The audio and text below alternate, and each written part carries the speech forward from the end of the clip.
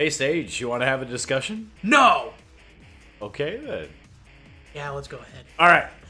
I'm Rage, I'm Sage. and tonight it's 1:20 in the morning when we're recording this, because Sage works second shift, and I had to wait. Second shift's awful. Don't do it. If you can avoid this, don't. Speaking of avoiding things and don't, we're going to hop on the hype train, which is sub races. Everyone's talking about it. It's very exciting right now. All over Reddit, Blizzard Battle.net forums, and MMO Champion. This weekend there's been lots of excitement, expansion hype thread about the addition of entries of character races database files. Spoiler, just in case. This could be 8.0 relevant. It might be a load of nothing. But if you're trying to avoid any 8.0 news, back out now. Go on. Leave. Go back to Lagran. Leave before we talk about Naga pants. Bikes! So, in tradition with expansions, it usually goes the way of one expansion has new races. Burning Crusade introduced Draenei and Blood Elves, and then Wrath of the Lich King introduced our new hero class, the Death Knight, and then what came after? Cataclysm introduced goblins and, what was the other? Wow, they're so forgettable. Worgans. Gildan. Worgans. Wow, I'm sorry. Furries, you know. Oh! For any Worgen player, I apologize that I forgot. And then, Mist was kind of the change of gears. We got a new race and a new class. Yep, the Pandaren, which were a neutral race on both sides, and the Monk. And then we got the Warlords of Draenor. You got garrisons. You got a boat table. And then we get to Legion, and we get another hero class, and the Demon Hunter. And sort of a different race. I mean, Demon Hunters kind of have their own special customization features. We do. But now we're coming up on a new one, and we've interacted with a lot of different races on the Broken Shore. And so, patch 7.3 added entries to the file for Nightborn, High Mountain Tauren, Void Elves, and Lightforged Draenei. And so, going through each one of these, the Nightborn makes sense because they now exist, and there are male and female models, and they wear armor. And they're free. Exactly, they're free from Elisand, so this makes sense. But again, if this is to be the case, and it is a sub-race or a whole new race that we can pick, one is, how do you determine whether they're Horde or Alliance? Or are they like Pandaren and they get to choose? Because both the Blood Elves and the Night Elves assisted greatly in the storyline of liberating Suramar. Yeah. And so how do you pick which one there? And then on top of that, which we'll get to this at the end, I guess, after each one, but High Mountain Tauren would be next. Obviously, it makes sense that Tauren would align themselves with other Tauren on the Horde. But again, the Horde and the Alliance helped liberate and take back, one of the Pillars of Creation, the Hammer of Khazragul, I believe is what it's called. And we took that back both as Alliance and Horde. How do they pick which one they go? Yeah, there's kind of an equal stake in both of those. I mean, at the end, I would assume High Mountain would go Horde, just because Tauren stick together. Like a herd. Ha! Move. But I mean, you could make an argument either way. Absolutely. And, playing an Alliance Tauren could be fun. No. The next one is Void Elves. I have so many problems with this Void Elves. First off, there is a Void Elf right now in the lore. Void Elf. Not a race of people. Void Elf. Illyria. That is it.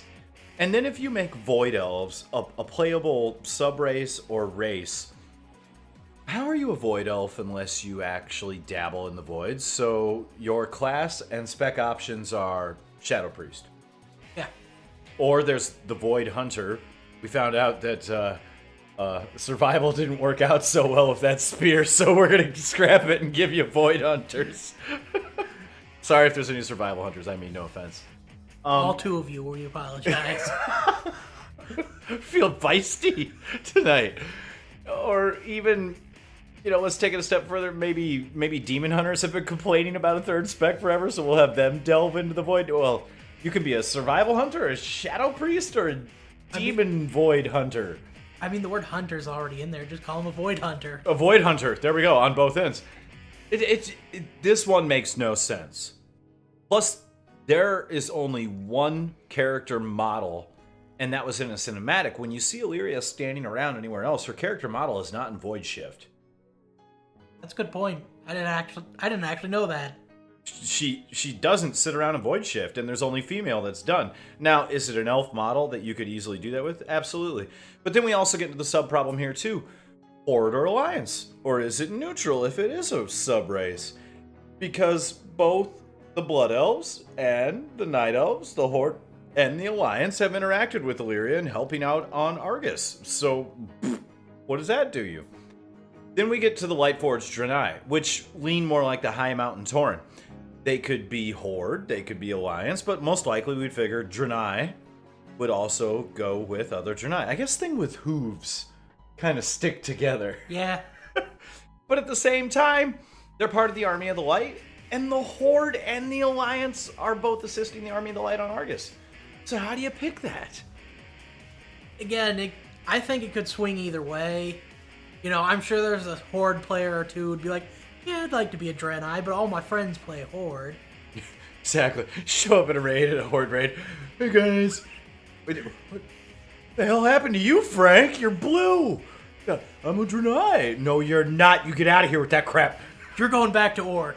No. Exactly. So this leads to the other problem. If they are sub-races, and there's a character select screen and all that other stuff, how do you do the starting zones? Lore-wise, it makes no sense to have a Void Elf start out in, the top of the tree in Darnassus. Or, at the top of, the Eastern Kingdoms in the Blood Elf starting zone. Hey, Dave, what happened to you? Oh, I caught the Void. I caught the Void. It's going around, since level 1. If you're Nightborn, how do you go... That just doesn't make any sense. So, Sage and I were talking, the only option for a Lightforged Draenei, a Void Elf, or a High Mountain Tauren, or a Nightborn to have a starting zone experience is to literally recreate starting zones for these people. Yeah, kind of do like with the Pandarans, how they had their turtle. Mm-hmm. Or, the Goblins with their island place. I don't know the name of it. Yeah. In the end, though, starting over like that, this is a point I want to make. And obviously, anybody can disagree. It's easy, it's quick, it doesn't take much to do it. But one of my problems with that is, even when you have all the heirloom gear, leveling sucks. Like, this is how you do it. You hop into the instance queue, and you just spam instances. You don't experience the game, you don't experience any lore, you just blah, unless you start from scratch on a brand new account. But here's the thing. Let's say this is a poll to get new players in to start from scratch on a brand new account. Nobody wants to be a level 1 Void Elf while their friends are all 120 in the Isle of Kulturas. Yeah. Nobody wants to do that. And chances are people are just going to, use their instant level 110 that comes with the next expansion. Because we know that's coming. And, they'll just be like, I'm a 110 Void Elf. Exactly. So this leads to other sub-races that we could talk about as well. With the dwarves, you've got Dark Iron Dwarves, Wildhammer Clan, all these different clans there. You've got Vicruel for humans, maybe a different thing there. Different types of humans that have all different cultures all over Kulturas versus Stormwind, Eastern, Western, Kalimdor, whatever. Then people have been talking about the Naga being a race forever, and I just have one big argument against the Naga. Pants! Pants! There's no pants. How do you get them to mount something? Like, Worgen can mount Worgen can mount on other, mounts, and they can also use Running Wild in case they don't want to mount. What are you going to give Naga? Slithering like mad? I mean, on the mount point, there is one way you could do it. You could have them side saddle it. You ever seen that? Where yeah, but it'd be awkward for certain mounts. Hold on, let me call in the cavalry of Naga. They're all side saddle mounted.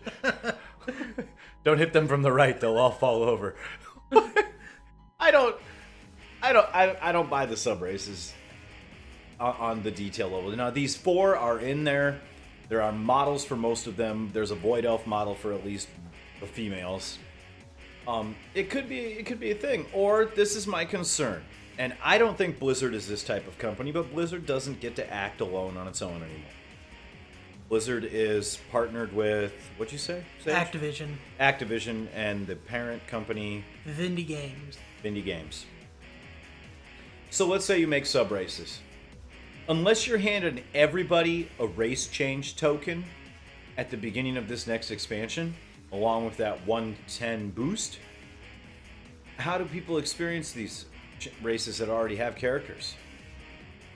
Well, everybody could say, well, it's easy enough. You can just buy one of the tokens. Well, no, you can't, because the tokens only exist if somebody pays $20 USD cash for a token and puts the token on the auction house. Tokens do not exist on the auction house without somebody buying it first. Yeah. And then you buy it for in-game gold and get $15 worth of USD Blizzard money to do a race change or whatever else.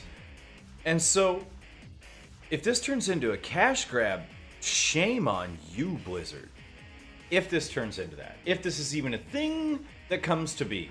I'm sure if they were to do it, I would believe that they would hand out tokens for everybody and be like, hey, you want to experience these? Go. Or, there's not tokens, and none of this is something that's an actual race with the starting zone, and that it is simply skins to unlock, like we unlock skins on our artifact weapons in the next expansion, for our race and our sub races.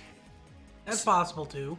So let's say you're a dwarf. Congratulations, you can unlock all those different clans. You're a human, you can unlock all the different human factions around the area. If you're a Tauren, you can unlock High Mountain Tauren and regular Tauren. If you're an elf, you can unlock Nightborn. If you're, a Void Elf, if you're Draenei, a Lightforged, maybe there's skins to unlock. Because if we go to a Twitter post from Dave Kasak, he says, we love the idea of alt skins to unlock. Maghar Orcs, Dark Iron Dwarves, etc., but not a high priority feature.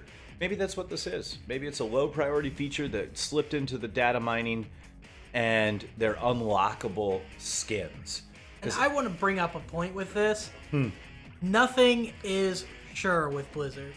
There have been features that have ended up in trailers, announcement trailers for expansions, that we still don't have. Like the Dance Studio or Flying Combat. Yep, Wrath of the Lich King. Yeah. Dance Studio, aerial combat, not given to you.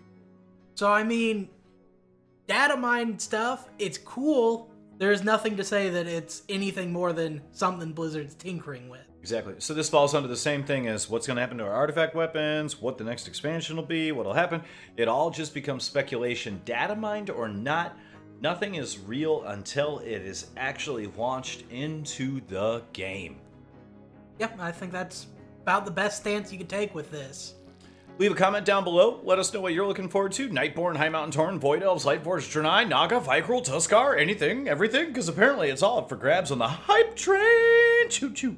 Murlocs. Oh. Calling it now. No, not Murloc. Murlocs. Calling it. Do you know how many stupid Murlocadins there will be? / Gurgle. Yeah, / Bubble Gurgle. Ugh. Don't forget to like and subscribe and share with a friend, and SageNtheRage are out. Pants!